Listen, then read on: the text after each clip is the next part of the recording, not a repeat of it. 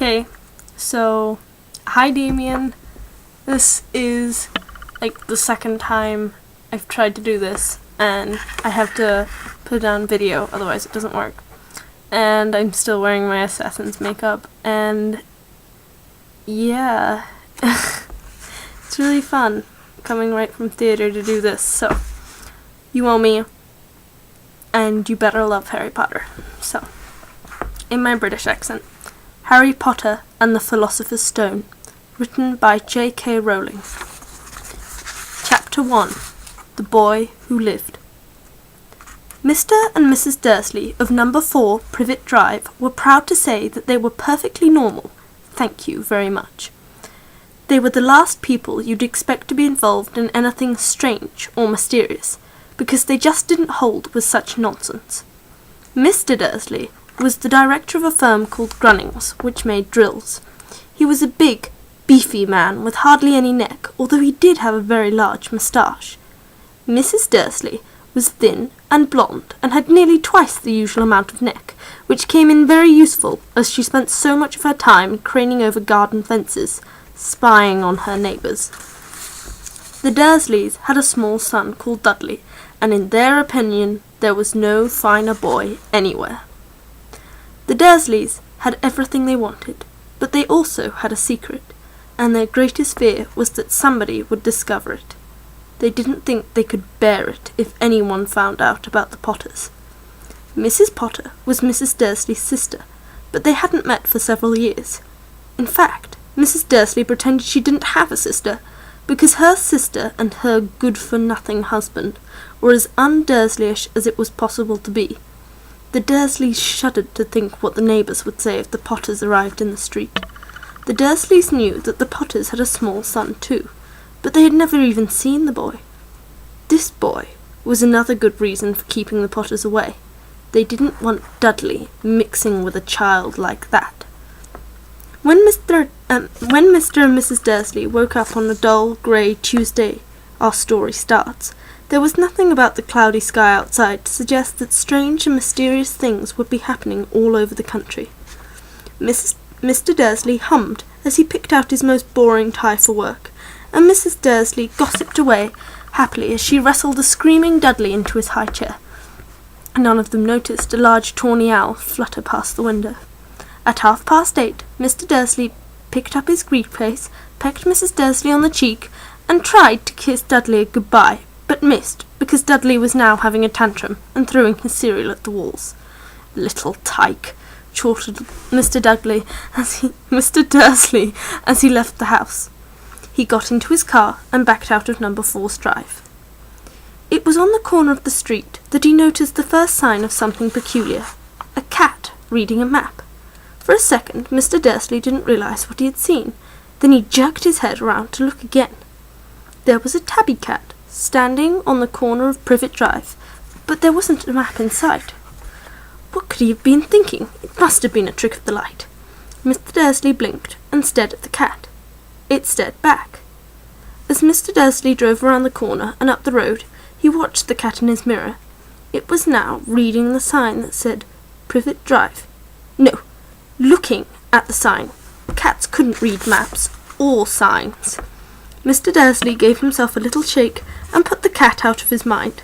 As he drove towards town, he thought of nothing except a large order of drills he was hoping to get that day. But on the edge of town, drills were driven out of his mind by something else. As he sat in the unusual morning traffic jam, he couldn't help noticing that there seemed to be a lot of strangely dressed people about. People in cloaks.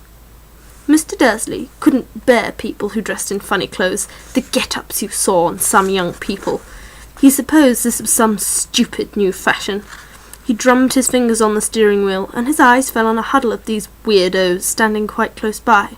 They were whispering excitedly together. Mr. Dursley was enraged to see that a couple of them weren't young at all. Why, that man had to be older than he was, and wearing an emerald green cloak. The nerve of him! But then it struck Mr. Dursley that this was probably some silly stunt. These people were obviously collecting for something. Yes, it would be that. The traffic moved on, and a few minutes later Mr. Dursley arrived in the Grunnings car park. his mind back on drills. Mr. Dursley always sat with his back to the window in his office on the 9th floor. If he hadn't, he might have found it harder to concentrate on drills that morning. He didn't see the owls swooping past in broad daylight, though people down in the street did. They pointed and gazed open mouths as owl after owl sped overhead.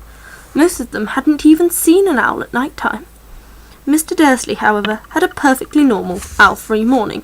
He yelled at 5 different people, he made several important telephone calls, and shouted a bit more.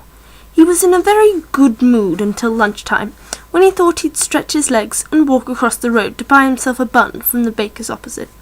He'd forgotten all about the people in cloaks until he passed a group of them next to the baker's. He eyed them angrily as he passed. He didn't know why, but they made him uneasy.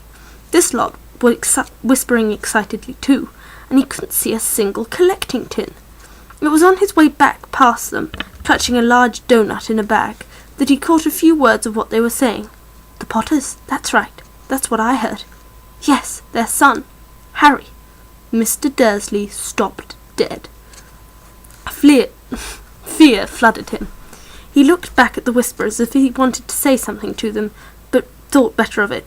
He dashed back across the road, hurried up to his office, snapped at his secretary not to disturb him, seized his telephone, and had almost finished dialing his home number when he changed his mind. He put the receiver back down and stroked his moustache, thinking, no. He was being stupid. Potter wasn't such an unusual name. He was sure there were lots of people called Potter who had a son called Harry. Come to think of it, he wasn't even sure his nephew was called Harry. He'd never even seen the boy. It must have been Harvey, or Harold. There was no point in worrying Mrs. Dursley. She always got so upset at any mention of her sister. He didn't blame her if he'd had a sister like that. But all the same, those people in cloaks. He found it a lot harder to concentrate on drills that afternoon, and when he left the building at 5 o'clock, he was still so worried that he walked straight into someone just outside the door. Sorry, he grunted, as the tiny old man stumbled and almost fell. It was a few seconds before Mr. Dursley realised that the man was wearing a violet cloak. He didn't seem at all upset at being almost knocked on the ground. On the contrary, his face split into a wide smile, and he said in a squeaky voice that made passers-by stare, "Don't be worried, my dear sir, for nothing could upset me today. Rejoice, for you know who has gone at last. Even muggles yourselves should be celebrating this happy, happy day." And the old man hugged Mr. Dursley around the middle and walked off. Mr. Dursley stood rooted to the spot. He had been hugged by a complete stranger. He also thought he had been called a muggle. Whatever that was, he was rattled. He hurried to his car and set off home, hoping he was imagining things which he had never hoped for, because he didn't approve of imagination. As he pulled into the driveway of number 4, the first thing he saw, and it didn't improve his mood, was the tabby cat he'd spotted that morning. It was now sitting on the garden wall. He was sure it was the same one. It had the same markings around its eyes. "Shoo!" said Mr. Dursley loudly. The cat didn't move. It just gave him a stern look. Was this normal cat behaviour, Mr. Dursley wondered. Trying to pull himself together, he let himself into the house. He was still determined not to mention anything to his wife. Mrs. Dursley had had a nice, normal day. She told him over dinner all about the Mrs. next-door neighbour's problems with her daughter, and how Dudley had learned a new word, shan't. Mr. Dursley tried to act normally. When Dudley had been put to bed, he went into the living room in time to catch the last report on the evening news. And finally, bird watchers everywhere have reported that the nation's owls have been behaving very unusually today. Although owls normally hunt at night and are hardly ever seen in daylight, there have been hundreds of sightings of these birds flying in every direction since sunrise. Experts are unable to explain why the owls have suddenly changed their sleeping pattern. The news reader allowed himself a grin. Most mysterious. And now over to Jim McGuffin with the weather. Going to be any more showers of owls tonight, Jim? Well, Ted, said the weatherman, I don't know about that, but it's not only the owls that have been acting oddly today. Viewers as far apart as Kent, Yorkshire and Dundee have been phoning in to tell me that instead of the rain I promised yesterday, they've had a downpour of shooting stars. Perhaps people have been celebrating bonfire night early. It's not until next week, folks, but I can promise a wet night tonight." Mr. Dursley sat frozen in his armchair. Shooting stars all over Britain, owls flying by daylight, mysterious people in cloaks all over the place, and a whisper about the Potters. Mrs. Dursley came into the living room carrying 2 cups of tea. It was no good. He'd have to say something to her. He cleared his throat nervously. "Petunia, dear, you haven't heard anything from your sister lately, have you?" As he had expected, Mrs. Dursley looked shocked and angry. After all, they normally pretended she didn't have a sister. "No," she said sharply. "Why?" "Funny stuff on the news," Mr. Dursley mumbled. "Owls, shooting stars, and there was a lot of funny-looking people in town today." "So?" snapped Mrs. Dursley. "Well, I just thought maybe it was something to do with, heard."